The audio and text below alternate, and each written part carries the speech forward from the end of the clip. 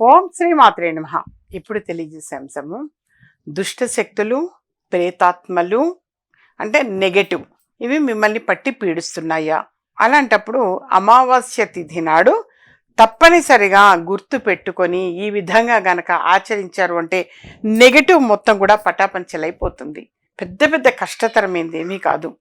అది వదిలించుకోవటం కూడా చాలా సునాయాసంగా మీ ఇంట్లో ఉండేటువంటి సింపుల్ ఆ వస్తువులతోటే చేసుకోవచ్చు. పెద్ద పెద్ద ఖర్చుతో కూడుకున్నది కూడా ఏమీ కాదు.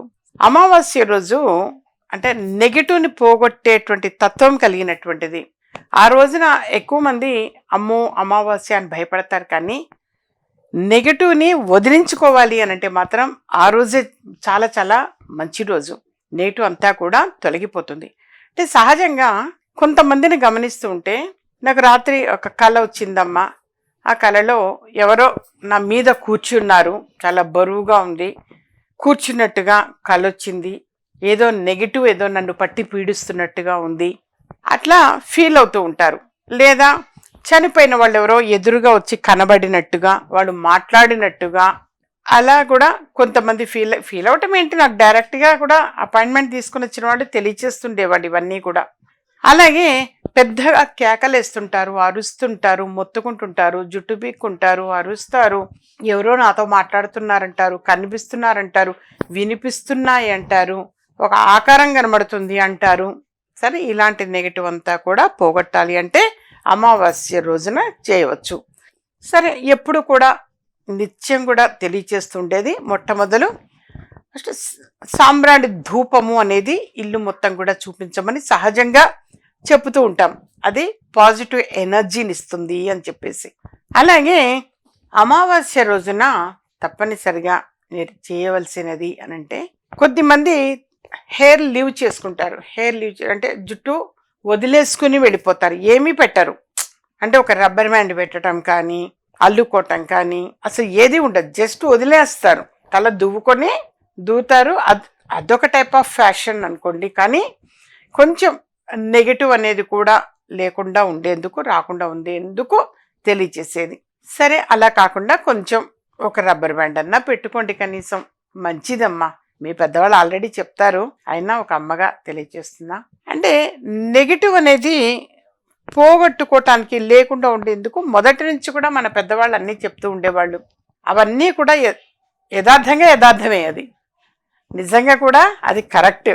అవన్నీ ఇప్పుడు తల దూకుంటారు, ఆ దువ్వెల్లో జుట్టు తీయరు, కొద్దిమంది ఆ వెంట్రుకలు కొంత వస్తుంటాయి, తీయరు.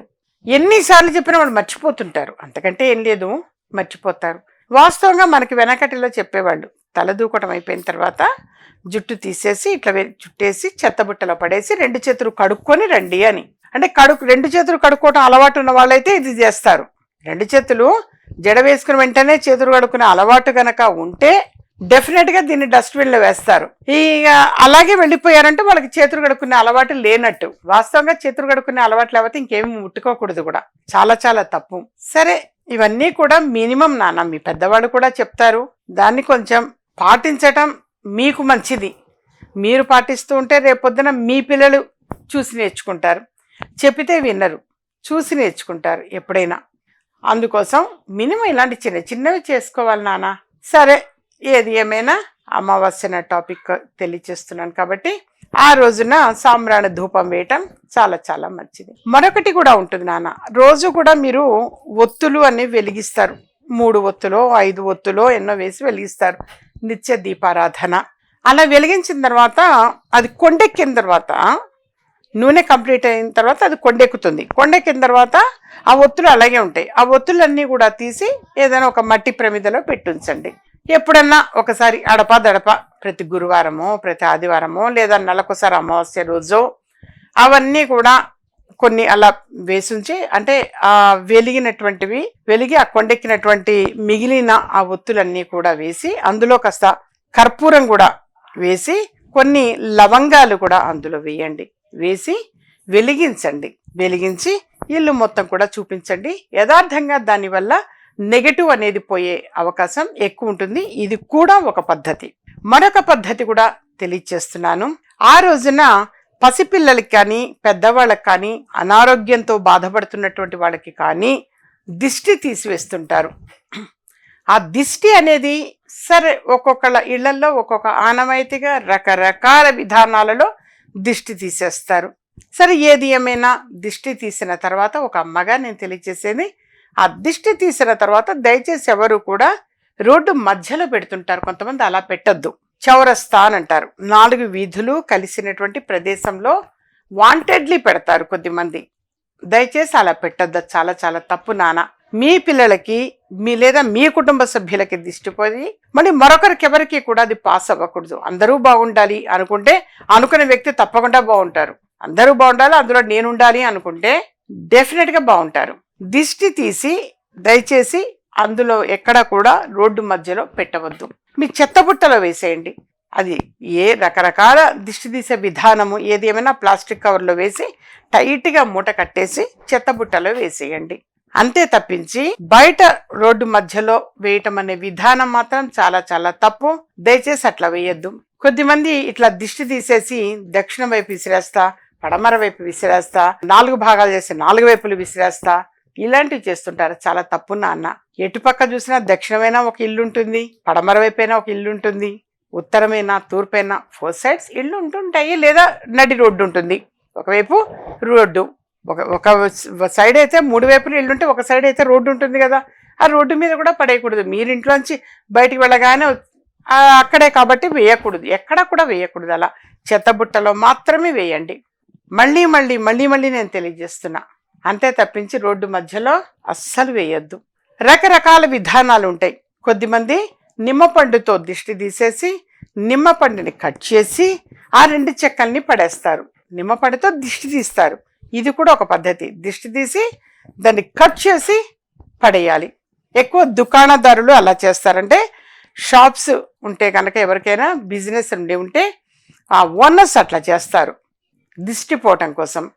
వాళ్ళకైనా నేను చెప్పేది చెత్తబుట్టలో మాత్రమే వేయండి. వీధి అంటే రోడ్డు పైకి అట్లా విసిరేయద్దు దయచేసి, చాలా తప్పు. నేను ఎక్కడైనా షాపింగ్ నేను చూస్తూ ఉంటాను, పచ్చిమిరపకాయ నిమ్మపండు ఇవన్నీ గుచ్చుతుంటారు కొంతమంది, దానికి బయట పడేస్తుంటారు. అది చాలా అపరాధం. అట్లా పడేయకూడదు నాన్న, ఒక చెత్తబుట్టలో వేయండి మీరు. అంతేకాని మేం బాగుంటే చాలు అని ఎప్పుడు కూడా అనుకోకూడదు. మీరు ఒక్కరే అని అనుకోకూడదు, అందరూ బాగుండాలి అని అనుకోండి.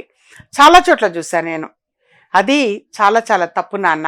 ఇది ఒక సరే రకరకాల విధానాల్లో మళ్ళీ ఇంకొకటి కూడా తెలియజేస్తున్నా. ఒక 11 చిన్నుల్లిపాయలు అనేవి తీసుకోండి, అంటే వెల్లుల్లిపాయలు అంటారు. ఆ వెల్లుల్లిపాయ రెబ్బలు ఒక 11 తీసుకోండి. 11 వెల్లుల్లిపాయ రెబ్బలతో పాటుగా కొంచెం కర్పూరం తీసుకోండి, అలాగే కొద్దిగా ఇంగువ. ఈ 3టిని కలిపి దంచండి, సింపుల్గా జస్ట్ దంచండి. దంచి ఆ కర్పూరం వెలిగించేది ఉంటుంది కదా, అందులో మీరు ఇంకొకటి 2 కర్పూరం బిళ్ళలు వేసి దీన్ని వెలిగించండి. వెలుగుతుంది, వెలగదేమో అన్న భయం ఏమి వద్దు.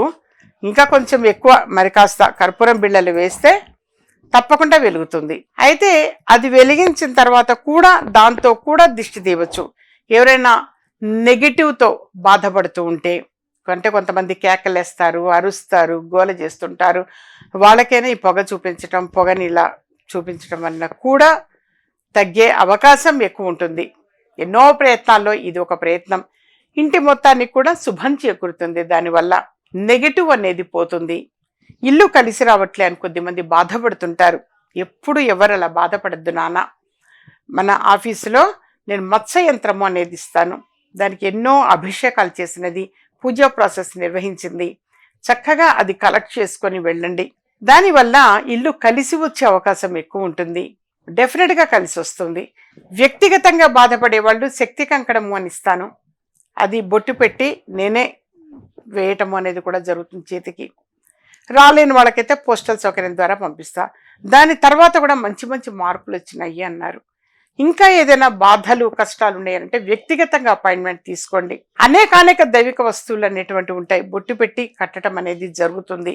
జాతక పరంగా వాళ్ళ జాతకం అనేది కూడా పరిశీలన అనేది చేయించుకుంటే ఇంకా మంచిది. ఏ గ్రహాలు వ్యతిరేకంగా ఉన్నాయి అనేది కూడా మనం తెలుసుకోవచ్చు. మనకి సపోర్ట్ చేసేది ఏ గ్రహాలు, ఇవి తెలుసుకొని మనం ముందుకు వెళ్ళటం చాలా చాలా మంచిది. మనకి ఎప్పుడు ప్లానెట్ పొజిషన్స్ అంటాము, ఆ పొజిషన్స్ అనేవన్నీ కూడా చూసుకొని ప్రస్తుతం మనము ఈ మహర్దశ ఈ అంతర్దశ ఇందులో దీనికి మనం ఏం పరిహారం చేస్తే కలిసి వస్తుంది ఇవి కూడా నేను తెలియచేస్తాను నాన్న. అంతే తప్పించి మనకి ఏదైనా ఒక ఆపద వచ్చింది అంటే భయపడాల్సిన అవసరం లేదు. ప్రతి సమస్యకి పరిష్కారం ఉంటుంది. పరిష్కారం లేని సమస్య అనేది ఎప్పుడు కూడా ఉండదు.